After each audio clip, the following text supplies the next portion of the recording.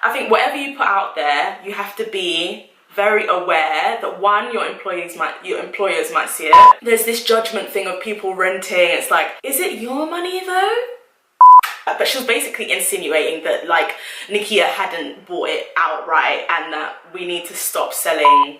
Hi guys, welcome to my channel. My name is SincerelyOghosa. If you haven't come across my channel before, I upload beauty, lifestyle, and straight talking videos. So please do make sure you subscribe. I'm on a journey to get to 40,000 subscribers. So please do subscribe so my videos can be in your subscription boxes every single week. And also make sure you press the notification button because YouTube subscription boxes are just a bit channel. Today we're going to be talking about influencers and oversharing and renting and people's opinions and all of that kind of jazz. As always, please do comment whether you agree, whether you disagree. Let's get a dialogue started, and also like the video.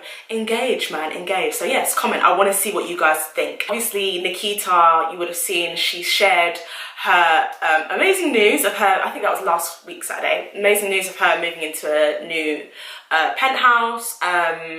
I don't know if I saw anything else. I just saw her on the stairs and I just noticed how cute her feet look. Like they just look so small and just cute. Well, she said that she purchased the penthouse, and I think people confused that with thinking that she meant that she had paid for it as a mortgage and bought it, like, you know, instead of renting. And then ZZ Mills then I'm just laughing because, like, you know, some people will be thinking stuff. She doesn't actually keep things closed. Like, she'll just say it in it. So she was just like, oh, penthouses cost 4 million to buy or something like that. Is that the full price? So that's not mortgage, no? Okay. Yeah, 4 million to buy, and like you can't afford, not that you can't afford that, but she was basically insinuating that like Nikia hadn't bought it outright and that we need to stop selling. I'll put the caption. I think for some people it's really hard for them to see something on social media that they feel strongly about and just not comment. Like, if I see, a lot of the time I just reserve my energy. Like, I'm just gonna mind my business and drink water. Like, sometimes we don't need. And this is the thing, obviously there's free speech. You don't need to actually exert that free speech all the time, you know? Like, you don't have to let everybody know what you're feeling all the time. And so I do feel like some of the comments were like very unnecessary, especially saying things like, oh, what does she influence? All she has is bum. Not all influencers are the same. Some influencers have curvy bodies and they wear nice clothes and they talk about fitness and eating healthily. That's just what they do. Some other influencers do other things. Like, I think a lot of people need to get a finer grip on what the word influencer means, and now it's become a very broad term. Basically, it's insinuating that she's selling a lifestyle, she's selling a dream, and she's kind of giving people a false impression.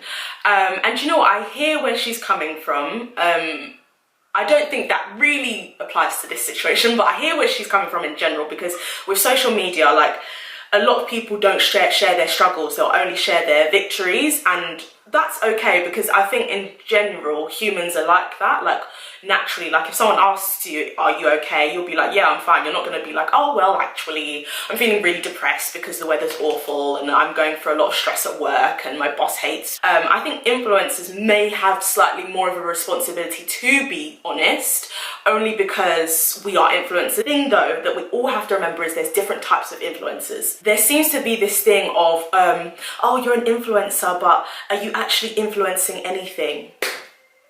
The history, okay, if you don't know the history behind the word influencer, I will let you know. Some of the oldest OGs when it comes to blogging, people like Matty James, have talked about influencing and the fact that influencers originally are there to influence you to buy. That's what they're there for. That's literally it. You know, like shops. It's like saying, oh, what kind of shop is this that asks people to buy things?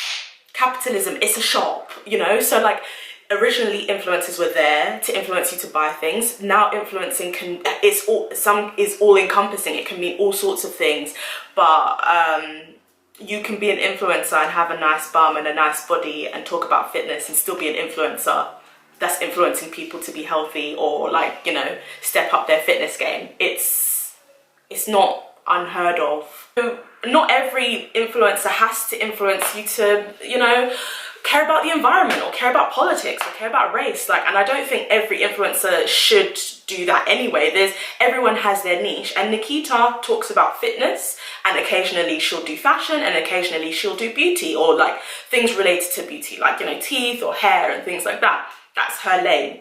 Let the girl stay in her lane now. We shouldn't expect her to like tell everything about, oh, and this is how I got my flat, and this is how I did.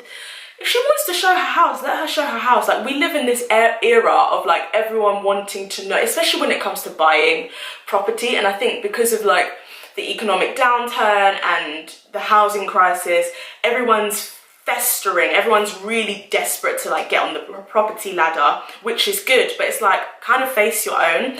The front is this way, and I've always said that this way is front, but some people don't know which way is front, so they're turning this way thinking this way is front. No, sis, that's sideways. This is your front. Face your own. There's this judgment thing of people renting. It's like, is it your money though?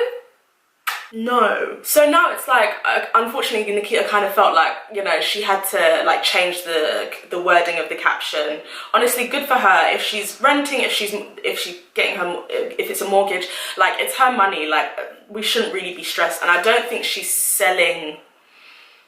She's just selling her brand. Like, that is her brand. Like, Nikita does fitness, she does fashion, she has a nice body. Like, that is her brand. I think when it comes to oversharing, like, I know that one young lady recently talked about, she's a YouTuber, she talked about her experience with sugar daddies and like kind of like getting paid to keep men company and stuff like that. And I mean, social media, it's crazy. I think whatever you put out there, you have to be very aware that, one, your employers might see it. Two, that people, whatever you put on social media, especially if it's something kind of controversial, like being an escort or like having a sugar daddy, if you put that on social media, like, people are going to have very strong opinions. That's like me. Like, I realized very quickly, kind of slowly, that if I talk about race and black womanhood, which is something I love to do online, I'm going to have people having like opinions about it, and that may be, those opinions may be good and they may also be bad.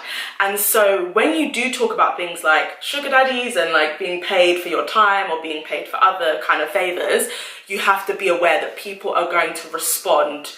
A lot of people are going to respond in a very strong way. Like, one of the comments I saw on the Shade Borough when this news came out about the sugar daddies video was that, oh, like, your husband could do that to you, blah blah, how would you feel? Listen, the onus of responsibility should always lie at the foot of the person who is married.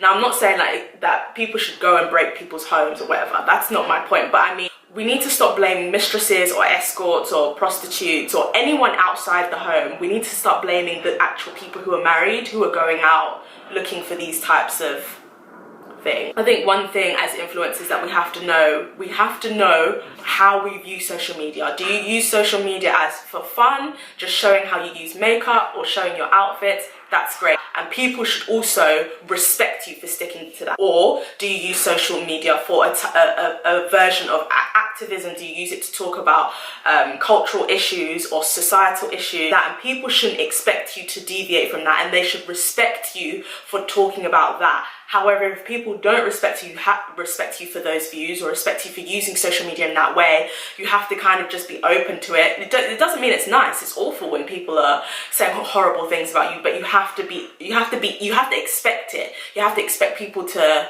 not always agree. And, you know, obviously, like, Nikita unfortunately got that thing from Zizi, and like, obviously Brini made her Instagram post as well, and people responded really strongly to that.